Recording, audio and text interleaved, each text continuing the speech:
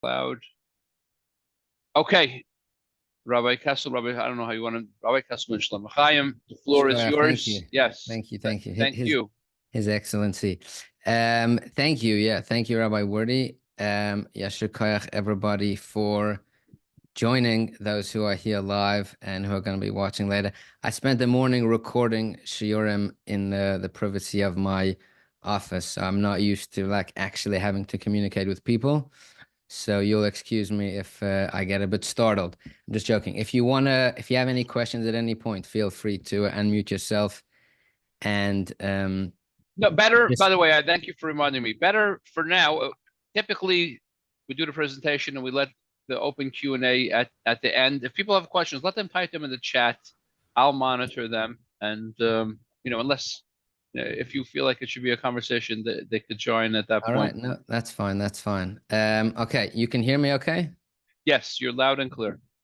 All right. Okay. Amazing. So let's jump right in.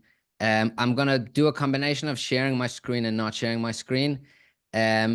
But while I have your attention, just before I make this all about me and introduce myself, I just do want to share the screen a little bit. And I want to share with you, let's go like this. Just want to share with you two quotes about writing that I feel like would be a good basis off of which to base the webinar. All right. The first one is from Justice Antonin Scalia, who's a particular favorite of mine, former justice on the Supreme Court. He is no longer alive. But just to set the stage, Justice Scalia, as I assume some of you are aware, was famously known as an incredible writer. And legal opinions, the stuff which he used to write, are traditionally known to be very difficult. Anyways, the point is, there's a book that I read, that I have. It's called Scalia Speaks. It is a collection of Justice Scalia's speeches. And he was given a prize. I don't know what year it was, whatever. I'm just joking. He was given a prize for some type of literature prize. And he gave a speech on writing well. And in the speech, he wrote, like, what makes a good writer? So he has a quote in here, which is a little bit long, but I feel I could really set the stage in a big way. So he writes that I think there is writing genius as well, which consists primarily, I think, of the ability to place oneself in the shoes of one's audience, to assume only what they assume, to anticipate what they anticipate, to explain what they need explained, to think what they must be thinking, and to feel what they must be feeling, which I think brilliantly sums up what we're going to try and cover over the course of today, and we'll get to it more in a second. Another quote that I just want to share with you is a quote from Elmore Leonard, who's actually an American novelist. He wrote, I don't know why they did this, but the New York Times had him write a piece for them, like a guest piece on 10 tips on writing well. It's like very cute. It's very nice. It's like not sophisticated at all. But he has a great line. So he gives 10 tips, and then at the end, he writes, if I can sum it all up in one, I would say, if it sounds like writing, I rewrite it. And if you get it, good. If you don't get it, well, I'll explain more in a second. So the point is just to set the stage. Maybe I'll stop sharing for a second, just to introduce myself a little bit. So my name is Shlomo Chaim Kesselman.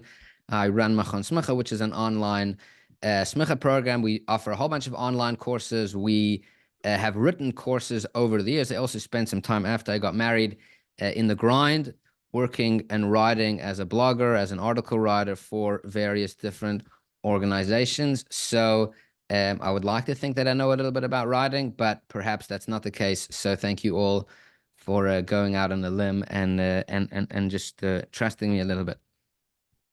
All right. So what I want to do with this webinar, with the next 50 minutes that we have, I want to split it into two. The first part will be more conceptual. Let's talk conceptually what good writing is, what it looks like, what you should be striving for.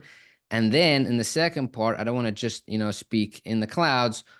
We will go through some actionable tips about writing, and we'll go through a passage, and I'll point out some things that I feel like many people could benefit from incorporating into their writing. Okay, so let's jump into the first part, which is just philosophically like about good writing. So obviously, this is an hour webinar, right? I'm not going to be able to teach anybody how to write well in an hour. It takes many years, etc.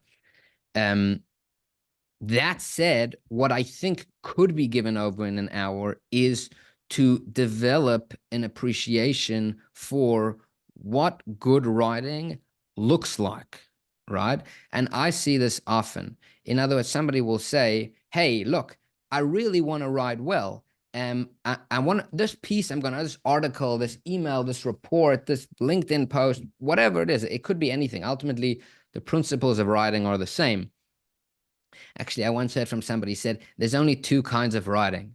One kind of writing is when somebody's paid to read what you wrote, and one kind of writing is when they're not. In other words, in school, when the teachers are paid to read what you wrote, then you can get away with mediocre writing. It's a different style. But generally speaking, people are not paid to read what you wrote. So you need to know how to write in a way that will satisfy them and will keep them reading.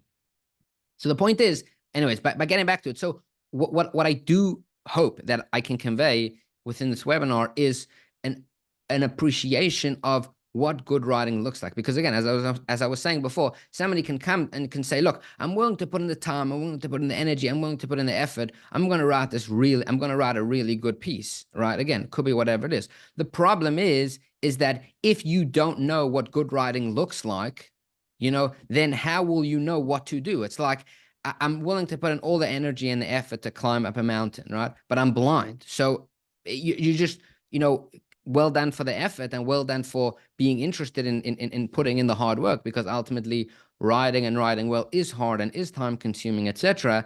But if you don't know what the end goal should look like, then, how are you ever going to work towards that goal?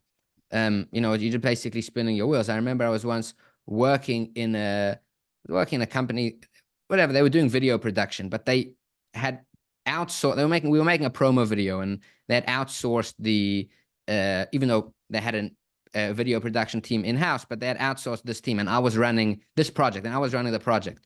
So after we had made the video and we had gotten it back from the video production guys, I went over to the in-house video guy, and I told him, I said, hey, what do you think of this video that this outside people have made? So he looks at it and he's like, he's like, Shlomo, this is disaster. I don't even know what to say. So I'm not going to say names, by the way. I'm going to keep this. Anyways, so I told him, I'm like, okay, fine. Like, just tell me what the problems are, and I'll tell the guy like who produced the video to fix it. He's like, I don't even know how to explain how it's so bad. And it's a fascinating thing because literally, and I didn't understand what he was saying. I'm like, why? Like, what do you mean? Like, what's the problem? It's a bad, the cutting is bad, the transitions are bad, the storyline is bad, the audio is bad. We can fix it. Like, just tell me what the issue is and we'll fix it. But what's funny was I was the writer in that organization. A week later, somebody came to me with a proposal that he had written, and he said, hey, Shlomo, can you look this over? I'm taking it into the boss. Can you look this over and tell me what you think? And I looked it over, and I'm like, can I be honest with you? This is so bad. So he's like, okay, fine. So just tell me what I need to fix, and I'll fix it. I'm like, I don't. It's not a grammar problem. It's not a sentence structure problem. It's not like it's just like, and he's like, no, I'm willing to. I'll do it. I'll do it. So it's like what's my point? My point is that if one doesn't even know where they're going, the destination, how are they going to get there? And therefore, hopefully, within this webinar, that's going to be the goal. Or like, if we are talking about good writing, so what are we talking about? We're talking about big words, fancy words, very long sentences, academically sounding, sounding smart.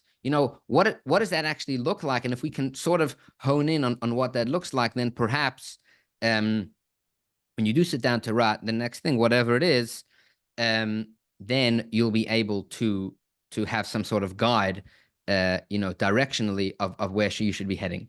So again, just to go back to this quote from Justice Scalia, which is the idea that I think when we talk about writing, I'm just going to pull it back up on the screen. When we talk about writing, is what happens when you write, right? You're communicating with the reader, right? And that person, I think it's so important to respect the reader, right? There's so much going on in the world nowadays. Like people are being pulled, their attention is being pulled in 30 different directions. If somebody's giving you the time to read something you wrote, they're already giving you they're already doing you the biggest favor. So what we need to do as writers is to get out of the way as much as possible, right? And put the focus on the reader, right? The more the writing, the less the writing is about me and is about the reader, the more successful my piece is going to be. And that's what I'm saying in this quote over here. That's what Justice Scalia is saying. He didn't say the ability to write is to be super smart or to know all the words in the dictionary or to have, super amazing grammar and punctuation, which is obviously you need or we run it through a Grammarly, but obviously you need to know the basics. You need to know how to spell, and how to construct a sentence. But the idea is ultimate writing is to place oneself in the shoe of one's audience, to assume only what they assume, to anticipate. In other words, if I can take the focus off myself and think about, okay, who's the reader, right? What value am I providing to them? What do they already know? Then then that gives me a road, like I was talking about before, that gives me a road to sort of, okay, this is the path I need to travel down in order to develop a good piece of writing. And what I would say is basically, and we'll go back to this quote in a second, but basically what I would say is when I write something, I need to ask myself 3 questions.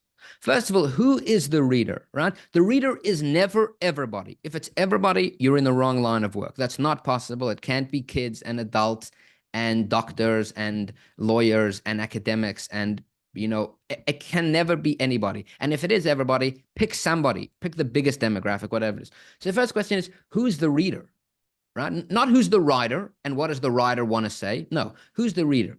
Second question is, what does the reader already know? So if the reader already knows stuff, don't tell it to him. Don't bore him. Don't lecture him. And the third thing is, which is obviously the most important thing, is what points of value am I giving the reader? And then I wrote a bonus question over here, which is, am I wasting the reader's time? Which is like, most of the time you read stuff that people write, you can just be like, you're literally wasting my time. Like, just because you were lazy to edit. So you could have written this in 10 words. So if we think about that, these 3 questions, then we can genuinely start to provide proper value to the reader and give them not more than they need, not less than they need, but exactly what they need to hear. And again, in the second part of the webinar, we'll get into like actually, how to bring this about and how to, tips to achieve that. Actionable stuff. But just conceptually,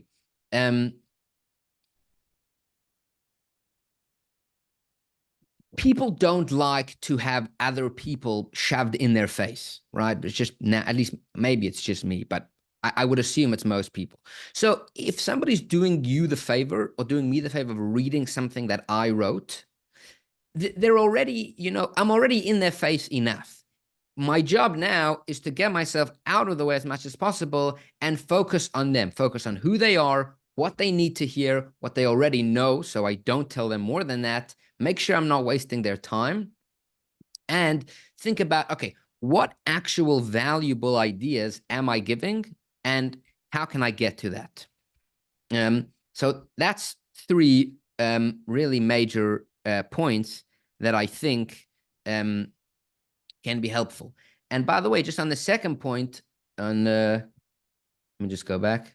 Yeah, on this quote, I just love this quote. He says, if it sounds like writing, I rewrite it, which is, it's the same idea. It's like, sometimes you read something somebody wrote and you're like, this guy was having way too much fun while he was writing it. Like the guy's either he's rambling or it's like, you want that when somebody writes, it shouldn't feel, you want that when you read something, if ever you've read like a great novel or a great story, right?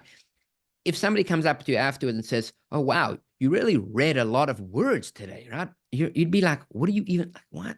I didn't read anything. I was on a journey. I like the second when I'm reading something, the fact that I'm reading something that somebody wrote, I can feel that. That means the writing is getting in the way. It's disturbing the idea. What I need to try and do is to try again. It's all about getting out of the way. If when I'm reading something that I wrote, it sounds like I'm reading something that I wrote, and I need to get out of the way. I need to let the ideas, as much as possible, let the ideas just shine through. Let the concept, let the value that I'm providing to the reader just shine through so that it's seamless. When the guy reads it, it feels smooth. It's about him. It's not about me, etc. And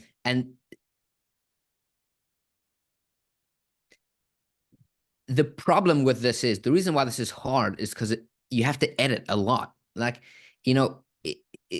so often we just, as writers, those who are writers here, it's way easier to write than it is to edit, right? Like I can sit down by the computer and wax philosophical and write 5 pages, in half an hour and think I'm the biggest genius ever because I just wrote out this wonderful idea or this wonderful whatever it is. But then when somebody reads it, it's like, it's crunchy. You don't want it to be crunchy. You don't want to feel like having to chew over the words that you wrote. You want it to be as seamless as possible. Just, it shouldn't feel like they're reading or writing. It should feel like they're experiencing something and just the ideas are shining through. So the point is, what we're seeing is what I'm trying to bring out is 2 points, right? One point is the idea that writing is really about focusing on the reader, thinking who they are, what they know, what do I need to tell them, what value am I providing to them, focusing on them. And also, as it relates to the actual writing itself, trying to get out of the way as much as possible, make it, make the writing not feel like it's getting in the way of the idea as much as possible. All right, I hope that made sense somewhat and was somewhat helpful. Let's move now to some, that's the first part. Again, that's a little bit of a shorter part. Let's move now to some actual tips, ideas about how they relate to writing, specifically how they relate to these points that I was talking about before, focusing on the reader, sorry, and making sure it doesn't feel like you're reading, if it doesn't sound like writing. All right. So what I want to do is I'm going to share with you a passage. I think this is this slide. Oh, okay. So what I want to do is I want to go through 7 tips, right? Then we'll go through an actual passage, right? And we'll, I hope, see how this passage is very difficult to read, something that I wrote, obviously, for the purpose of this webinar. And then we'll try and identify where these mistakes are occurring in the passage. And then we'll, using our 3 questions we asked before, we will figure out a way how to write a better passage. All right. Okay. So let's jump right into it. All right. So we'll start at the top left corner and then move down to the side and back. All right. The first thing I see so often is you need to write shorter. Just however long you wrote, cut it down. Edit it. I read somewhere somebody wrote something. He's like, whatever you write, then edit it and make sure you cut out 30%, and then do it again and do it again and do it again. I mean, obviously you have to stop at some point, but the point is, as I heard of you, readers are impatient. They're going to give up on whatever it is, your blog post, email document, before you made your point. Every extra word makes readers antsy. Like, if the same point can be given out in 1 word, use 1 word. Like, I'll give you a very, even though I didn't write it down, but don't use, instead of using like adverbs and then verbs, just find a better verb, right? So instead of saying walks quickly, hurries. It's possible to write shorter. And this is so important, just especially in the world we live in today. Like, I mean, you could read up, articles and books and stuff about like how, like, it used to be that the standard article was like 700-800 words. Now it's like 200-300 words or whatever it is. Like, we really have to put a focus on writing shorter. Again, it's all about taking the focus away from me. I would love to write as long as possible. I love writing. If you're going to read my stuff, I'm just going to ramble on and on and on. But no, but it's important that I should write shorter. That means, don't like warm up for a couple of paragraphs. Just write shorter, get to the point, etc. again, and sort of goes back to the point that I was saying before, which is that it's way, way easier and way more fun to write than it is to edit, right? So if I have the option of writing or editing, I'm just going to write. Nobody likes editing. Nobody likes having to cut up stuff that they put. So that's the first tip, which is really important. It's all about writing shorter. The second one is about shortening sentences. There is this again, I genuinely, but like, I believe it's from school. There's this idea that like the longer your sentences are, the more sophisticated you are and the more smart you are, etc. Like, no, generally speaking, sentences should be 15 to 20 words. I mean, sometimes you obviously have to go more than that, but more than that, it just gets so clunky. You start again, it sounds like writing. The quote from Elmer Leonard, it sounds like you're having a difficult time chewing over it. You lost your train of thought. And it's not even so hard because most sentences that are long could anyways be split into two. Just put a period, just pick the middle word, put a period in it, and then figure out how to make the first and the second sentence make sense. Most of the time you can do that. Even if you have to take some poetic license, start a sentence with the word and, whatever it is, it's still better. People need the comma halfway through the sentence and then a period, or if it's a short sentence, no comma. But it's really, really important to write with short sentences. Obviously, you're not going to write, the boy is big, he likes dogs, he likes ice cream. Obviously, we're not talking about that. But generally speaking, sentences need to be made shorter, and always err on the side of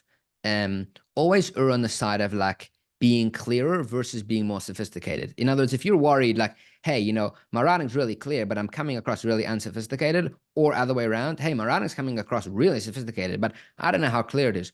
Always err on the side of clarity. And this is borne true by every single famous author who you're going to read. Again, let's talk about Justice Scalia, one of the most impactful justices and legal writers and legal thinkers of, the past, I don't know, 30, 40, 50 years. His opinions are way more easily, again, I'm no lawyer, but I've read his opinions and I love them. They're way more easily understandable than most people. And that's how they're able to have an impact. If the regular person cannot make it through what it is that you're writing because the sentences are too long and it's too sophisticated, well, then how are you ever going to make an impact? Nobody's going to read it, especially nowadays where, again, most of the writing that's happening is in business settings or social media, whatever it is, where it just has to be short. All right, so that's the second point about shortening sentences. Sorry. Okay, the third point is just a particular favorite of mine, using active voice, right? It's funny because you don't think about it till you start to notice it. It's really annoying when people do. In other words, don't use words like had and, don't say that the ball was stolen by the boy. No, the boy stole the ball. It's just clear.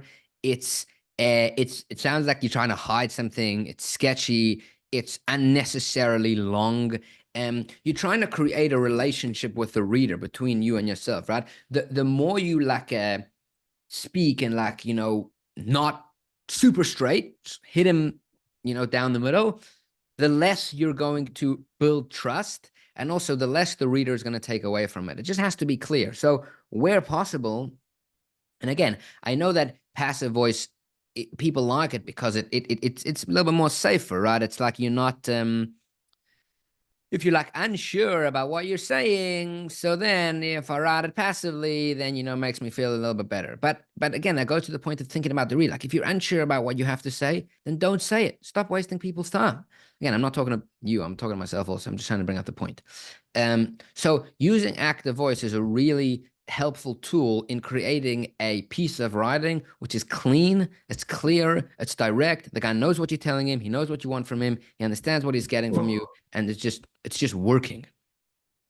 The next thing is the same thing, right? About not using weasel words, right? Weasel words are words like generally, mostly. It's often said, or some people say, like, what are you saying? If you have something to say, tell it to me. And if you don't have anything to say, then don't tell it to me. Like, I didn't. We all have better things to do with our lives. So the point is, now it's very understandable why our gut reaction is to write using weasel words, because nobody wants to be too bold, and nobody wants to be too I don't want to put myself out there, right? So if I say,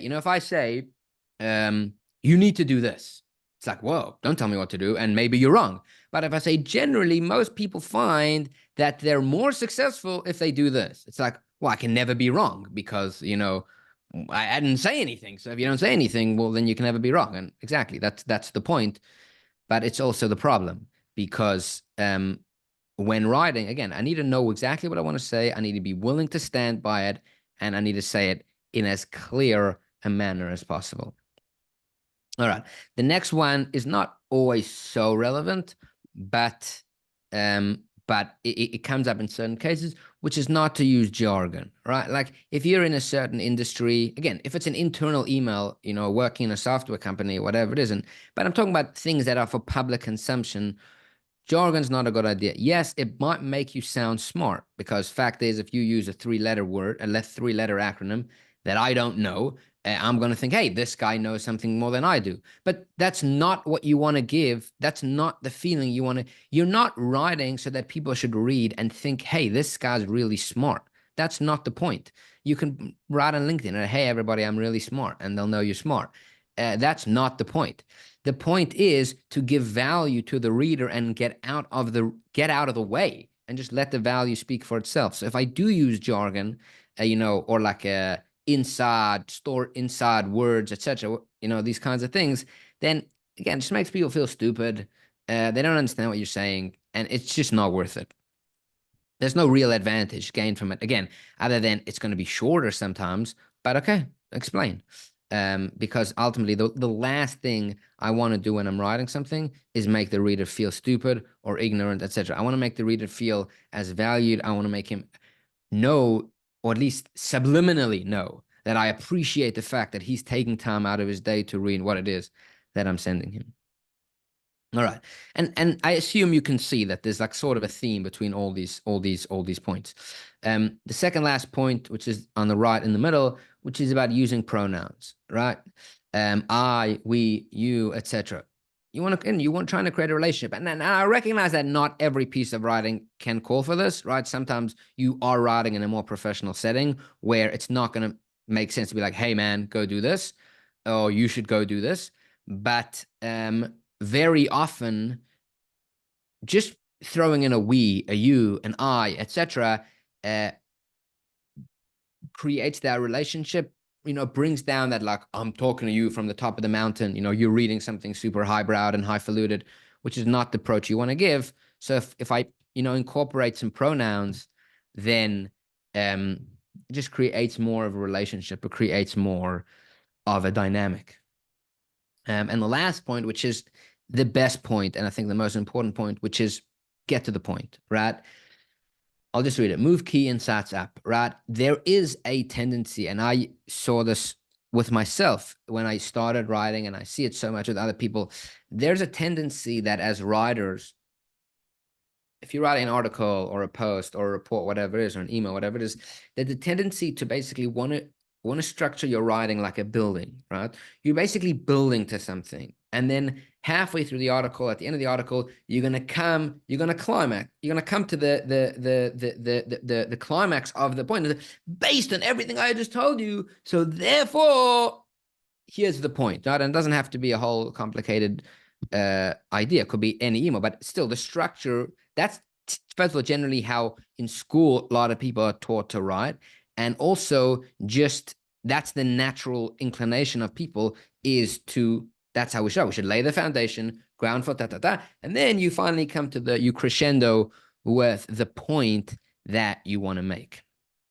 However, and perhaps that was once, a good thing. However, nowadays, again, with people's like very short attention spans, it's a really bad idea to do that. It's really important to hit them with the point right away.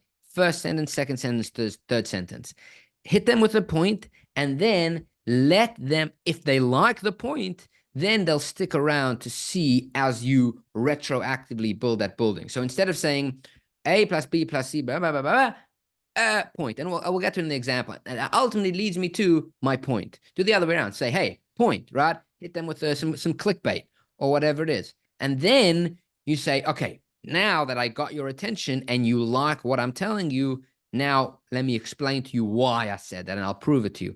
I feel like that's a really important thing. It like sort of goes together with the concept of like never start a book with the weather, right? Like, oh yeah, I'm going to write about the weather because, you know, and the scenery because I'm setting the stage. No, like if you write the first page of your book is about the scenery and the weather, nobody's going to stick around for page 2 where the murder happens, right?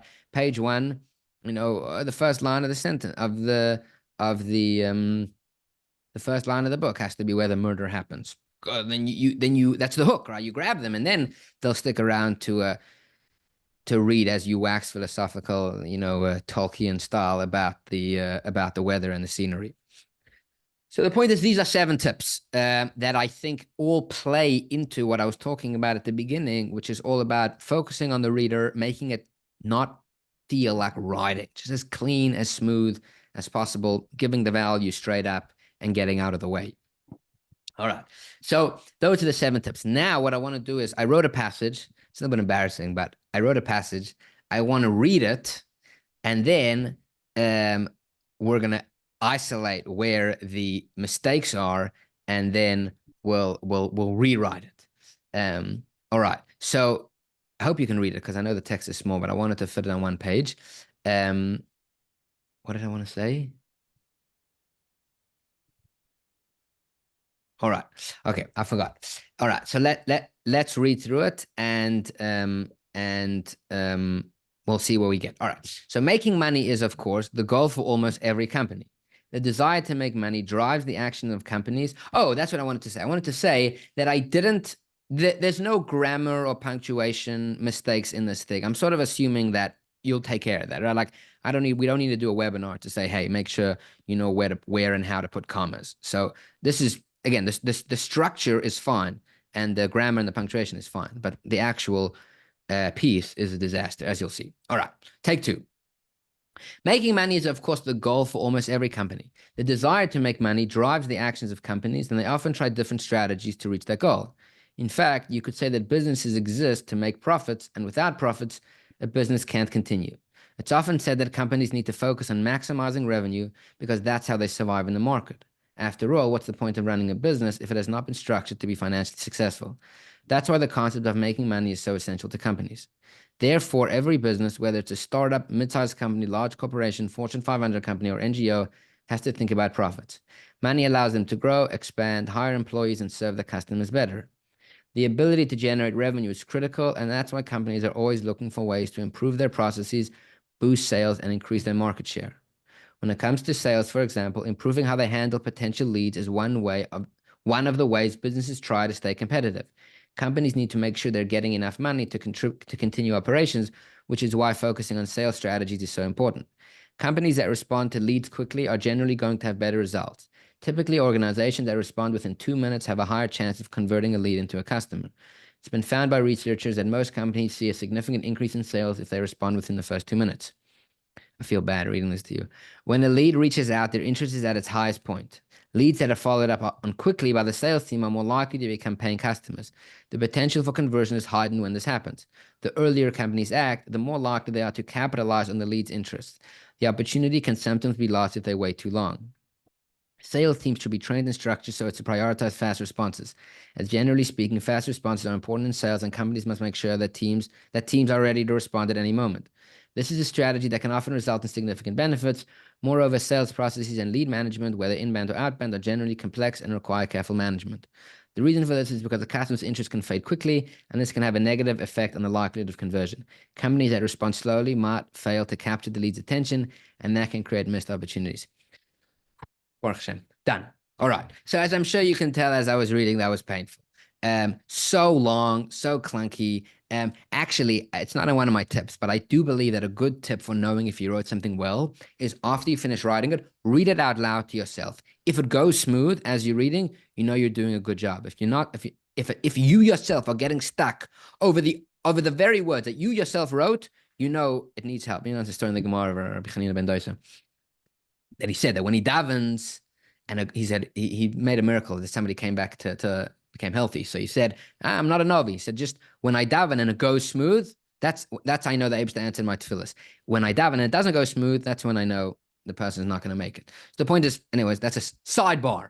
Getting back to it. So the point is over here, as I'm sure you could tell when I was reading it, it's just long, it's clunky, it's like overly trying to complicate what is a simple point. The simple point is actually not even clear by the end of it what the point was. Was it like companies trying to make profits?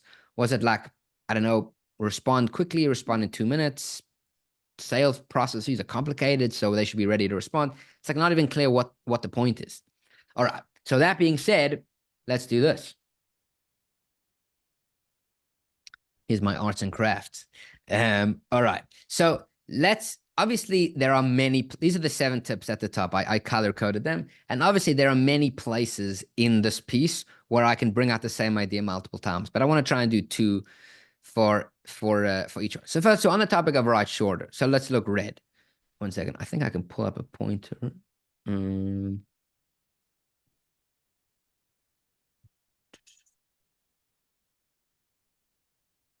no, 1 second. All right.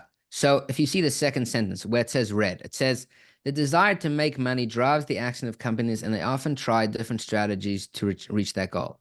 It's like, that's way too long. What are you saying? Just say, companies want to make money. Companies try to make money. That's basically all you're trying to say. Second point. Next sentence. It's often said that companies need to focus on maximizing revenue because that's how they survive in the market. Again, it's like so long and drawn out, etc. Just completely unnecessary. Second thing is about shortening sentences, right? Look at this sentence, second paragraph, where it says the ability. The ability to generate revenue is critical, and that's why companies are always looking for ways to improve their processes, boost sales, and increase their market share. Like, let's assume this was a standalone sentence. Okay, it's not bad, but put a period in the middle. The ability to generate revenue is critical, period. That's why companies are always looking for, take out always, like, that's what companies are looking for ways to improve their processes, boost sales, and increase their market share. And even then, those last 3 points, improve processes, boost sales, increase their market share, you could think about a way how to say that in one go. But the point is, just long sentences, or the second last paragraph from the bottom. Sales teams should be trained and structured so as to prioritize fast responses. As generally speaking, fast responses are important in sales, and companies must make sure that teams are ready to respond at any moment. Just shorten it. Get your sales team to do it. I mean, well, in the revised passage, I'll show you how we do it. Next thing, using active voice, right? So you can see here in the where it's green.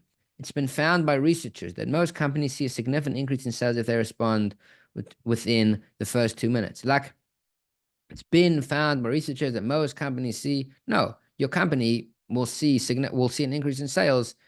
Respond within 2 minutes, or same thing. Same thing, the next one, leads that are followed up on quickly by the sales teams. No, companies that follow up on leads. Like, it just makes it takes a focus. First of all, in general, it takes a focus for the wrong part of the sentence, but also it just makes the writing feel cagey and like not clear. The next one is about you're not using weasel words, right? Like, so I thought about one. Yeah, like, are more likely to becoming customers here. The opportunity can sometimes be lost if they wait too long. Like, it's okay to write the opportunity can be lost. And will it be always? No, it won't be always. But you don't have to like keep, making sure, using all these weasel words to make sure that you're not, actually saying anything that could be disproven. Right, the next part is about no jargon, right? Like this sentence. Therefore, at the beginning of the second paragraph, therefore, every business, whether it's a startup, mid-sized company, large corporation, Fortune 500 company, NGO, like, nobody cares that you know what an NGO is or that you know what a Fortune 500 company. Just write every company and be done with it. It's fine. Same thing at the bottom over here. Second last paragraph, the last sentence, where it says, moreover, sales processes and lead management, whether inbound or outbound, are generally complex and require careful management. Yes, everybody knows that sales are complicated. Like shkoyach, stop trying to wax philosophical at the expense of the reader.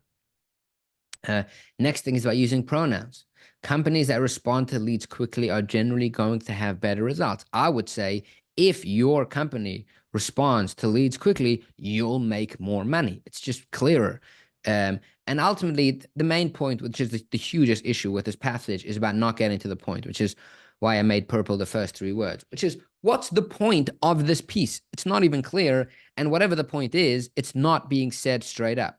Points need to be made straight up and then back it up afterwards. So now that we know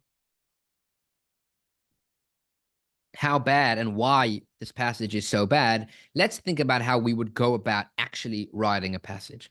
So the first thing that I would say is, remember the three questions before about who's the reader, what does the reader already know, and what is the point of value I'm giving to the reader. So I would start with those questions. I would say, okay, fine. So let's think about it. Oh, well, who's the reader? Business people, right? So now I know that I'm going to be writing, to adults who are, sophisticated, they're intelligent. I'm not going to go overboard because they're not looking to read something which is, it's not professors. That's pretty straightforward. All right. What do they already know? Business people know how business works, right? There's no need to lecture them on why it's important to make money. That whole beginning 2 paragraphs about us go back. The goal of almost the desire to make money drives the action of companies. It's like, this is totally unnecessary. They have to think about profits. Oh, really? Companies have to think about profits. Like, business people know how business works. You don't need to lecture them on it.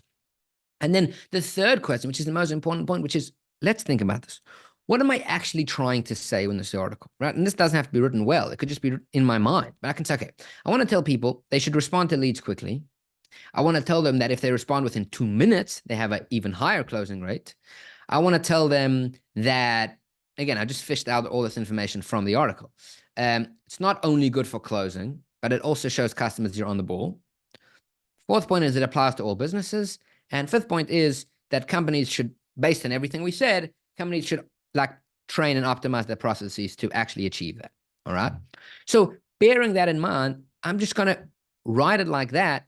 And again, using all these tips, right? Using writing shorter sentences, etc.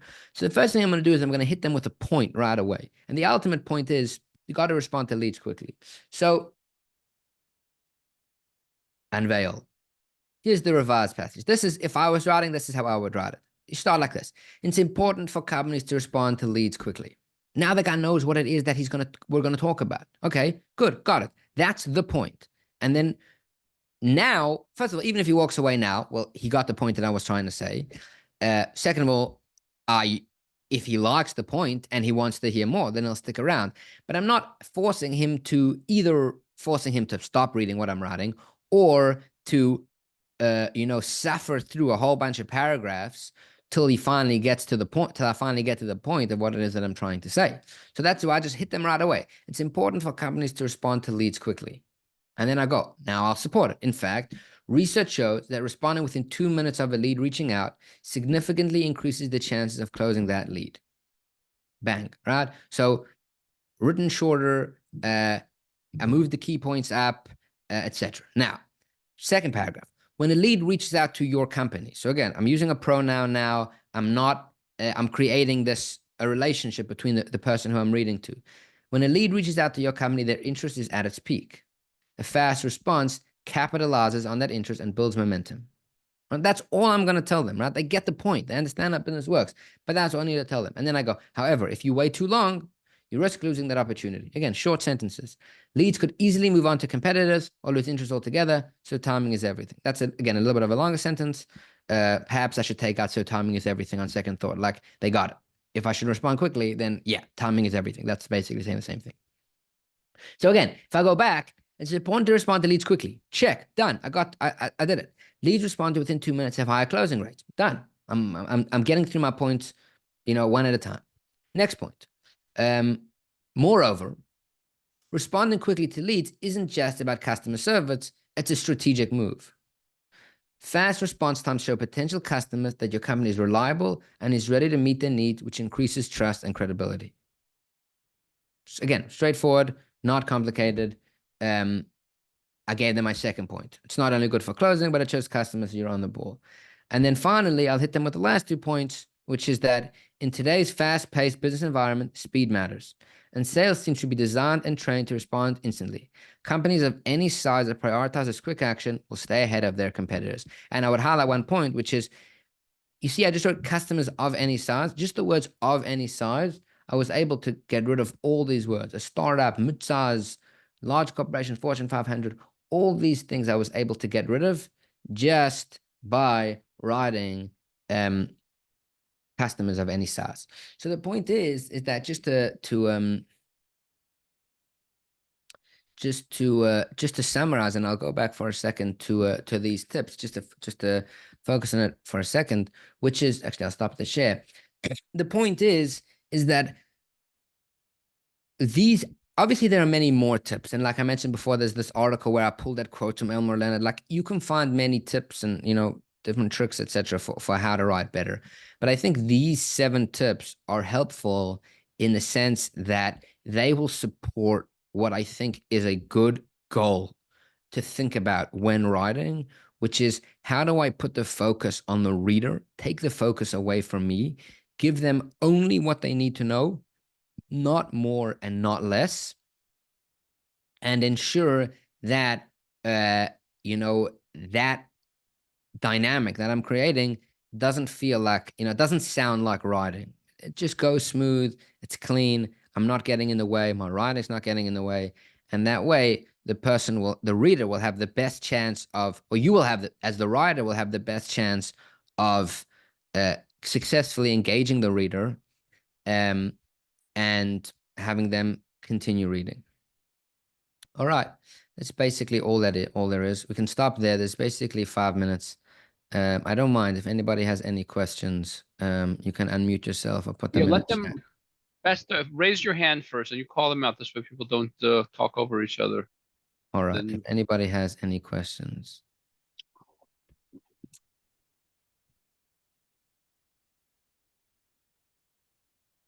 Before people pipe up with their questions, I would just say this was very, very well presented. First of all, you designed the presentation very nicely, but that was great how you did it. You took them through all your points, showed them the mistakes, showed them the updated version. You live what you teach. Thank you. It looks like somebody has a question. Bayless Yes. Steinberg. You can unmute yourself if you want. Yes. Thank you. Yeah, excellent. I want to ask you, I liked what you said, you start with the point, right? Now, there's different kinds of, when you're writing for different kinds of things, sometimes there's different ways of introducing the point. And then of course, like I like to be like, point, purpose of your point, the periphery, the structure, and then the bottom line, and then the summary. There's different ways of introducing a point that you could bring the reader down. You know what I'm saying? Because there's different kinds of audiences, different purposes for when and how you write. Some people will start with a question. Some people will start with an exclamation. Some will start with a quote, and then there's the title. Sometimes you get stuck on the title. Like you didn't, like, what do you have to say? Let me ask you a question. First of all, everything you're saying is 100% correct, right? A lot of what I'm saying is very generalized information, which I hope is helpful. But yes, there's obviously going to be cases where, you're not going to want to do this. That's it. And again, maybe we should take a poll. In my experience, when somebody starts with a quote, I'm sleeping by the time I get to the end of the quote. Like, I don't care what some 17th century even though I started the webinar with a quote today. I know, but you're saying what? I hope that my good looks compensated for that. But there's a formula, there's a psychology behind everything, right? So again, like me, I'm very, black and white. I deal with a lot of people, so I point. Okay, they're going around in circle. Let's start with the point, right, and go through. But let's say if you're writing, even the headline, like what part do you highlight because you want to get them to read through and get to the point? Try hone the question if you don't mind. I'm trying to. I'm not sure exactly what you're asking. Talking about there's many different. I guess what I'm saying is that you're talking about the meat and potatoes of the talk, but let's say you have to put a headline to it. You have to put, right? So what are you going to use to bring them to read what you have to say? Like, what are you going to use what's your headline? What's the tone that you're going to use to lead them in? So you're asking about the headline? Yeah, I guess I'm asking about the headline. Oh, got it. Okay, so the truth is, again, that would depend on what it is. If it's an email, if it's, it's going to be a subject, if it's a LinkedIn post, it's going to be different things. Generally speaking, I do the headline last. I'll write what it is that I have to say. I'll edit it well, etc. And then in my personal experience, the headline sort of jumps out at me. but other than that, like I don't necessarily know if I have a prescription for how I would think about, which part, how to write a headline. Sorry, I can't be more helpful. Okay, right, because that's the introduction, that's a lead in, so that's what I was asking. Okay. All right, there's another question in the comments. You see it in the comments? So yeah, give me 1 second. How does AI work into all this? Can we put the 7 tips into the prompt to get the ultimate result? So it's funny about AI because, or ChatGPT, whatever you're using. So I think that ChatGPT is the perfect example of what I was saying before about how if you don't know where it is that you're going, like if you don't know what the destination looks like, then like I've had people will send me stuff and I'm like, this is so obviously written by ChatGPT. So, and they're like, oh, what do you mean? Like, how do you know? It's just like, the point is, if you don't know what good writing looks like, using a tool like ChatGPT is not going to help. Because yes, okay, fine, you'll get something on paper, but the point is that maybe you could put these 7 tips into an AI and get something out. But what I'm trying to, in other words, I believe that even with the advent of ChatGPT, etc., human brains still play an important factor. I once had a guy, if I can just say a joke. So we do a lot of writing, but like a lot of like translating, Torah topics, etc. So I once had a guy who asked me, he's like, "Hey, can I have a job?" He wanted a writing job. So I said, okay, whatever. Like, I will give you an exercise, a sample. So he's like, I just have one question. When I translate the Shulchan Aruch, do I also have to understand what I'm saying, or is it enough that I just translate? I'm like, if you don't understand what it is that you're saying, how's the reader going to understand what you're saying? It's like, so yes, ChatGPT and the stuff is very helpful. And I'm not saying it's not, and I do use it, in cleaning up stuff, etc. But so, and perhaps you could put these 7 prompts into ChatGPT and get something better than having not put the 7 prompts into ChatGPT. That said, what I'm trying to in this webinar is to show you where the human brain plays into it, in the sense that when ChatGPT does output something for you, are you able, is this good? Is it not good? Etc. Like, again, that's what I'm telling you. Sometimes people send me stuff that's so clearly written by ChatGPT. It's like, this is not what I want. Like, this is not helpful, right? Like, I can also put ChatGPT and say, hey, create a business plan for X. It's going to take 2 seconds. So the point is, if you have an idea of what it is that good writing would look like, then even when you do use ChatGPT, you'll be able to know how to edit what the AI, the output is, etc. Anyways. okay, anyone else for a final question before we sign off? Last thing that I'll say, if I can just say a little, Sure. just finish off with a total thought. So it says in Pirkei Avos, Kol haborech min hakavod, hakavod borech mimeno, that anybody who chases after kavod runs away from him, and anybody who runs away from kavod chases after him. It's the same thing in writing. When you make the writing about yourself, you're not going to get any. In other words, when you try and get attention, no one's going to give you attention. When you put the focus on the other, when you boirech min hakavod, when you run away from the kavod, I'm not even here. I'm just the conduit through which the idea will explore. Then people will love your writing. And I'm telling you, every popular author read the same thing. It's as little as possible about them, and as much as possible about the reader and the experience of the reader. Okay, thank you very much. Very well spoken, and a wonderful and professional presentation. So thank you. Much continued hatzlacha with your holy work, the Smicha Academy. And thank you everybody for joining. I appreciate it. Thank you everyone for joining. This recording will be, everyone that signed up will get an email with the recording of the class for their review. And wishing you all continued hatzlacha. Since this is the last webinar before Rosh Hashanah, wish you all a Shana Tova Musukah, and we'll see you in the other side of the year, Mitzvah. Yes, Thank you very much. Take care. Kol Tov.